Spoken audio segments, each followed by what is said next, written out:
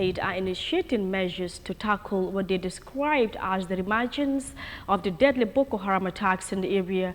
Recent attacks that resulted to kidnapping and killings of innocent citizens have forced authorities to call for an urgent security meeting to find ways of responding to the terror attacks. Boko Haram is reportedly regrouping in the area after the country's army had muscled them. Details in this report. Recent attacks by Boko Haram, especially targeting military formations, has given the authorities in Nigeria's northeast Borno state some serious cause for worry. The insurgents have carried out deadly raids on a number of military bases in recent weeks, destroying or looting military equipment in the process.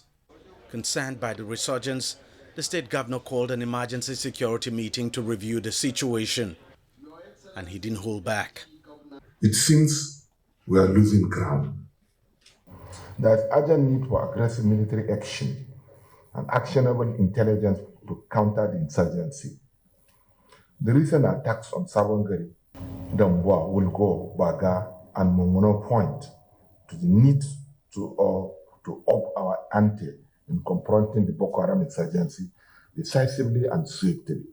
We should not grant breathing space to the Boko Haram to regroup, rearm, and carry out attacks on our territory. Until recently, it had been relatively quiet in Borno State, the heartland of Boko Haram. The military had pushed back the insurgents and degraded their capacity to carry out attacks.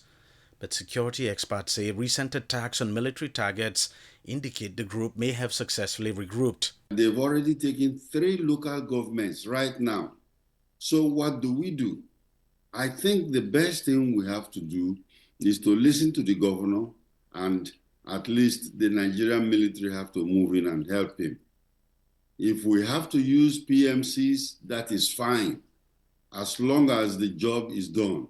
I know there is a national pride in not employing PMCs, but I think that's what we have to do, because you allow them and they continue taking local governments and putting their flag in the different local governments is just not acceptable.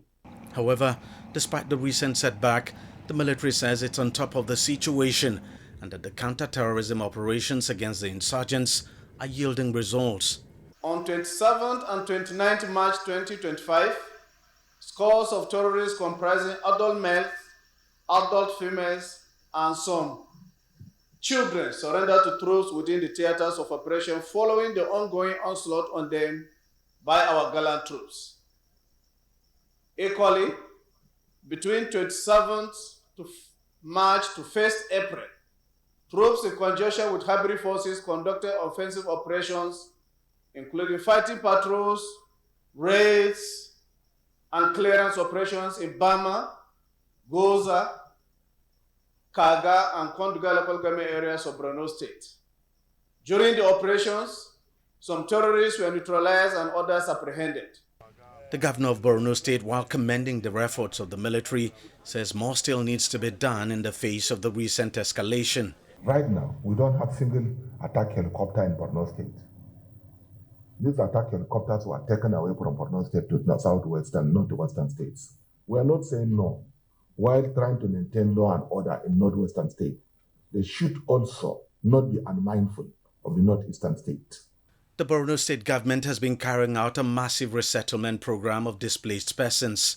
It now fears that if the resurgence in Boko Haram attacks isn't quickly curtailed, it could seriously disrupt that resettlement initiative and further compound the humanitarian situation in the region.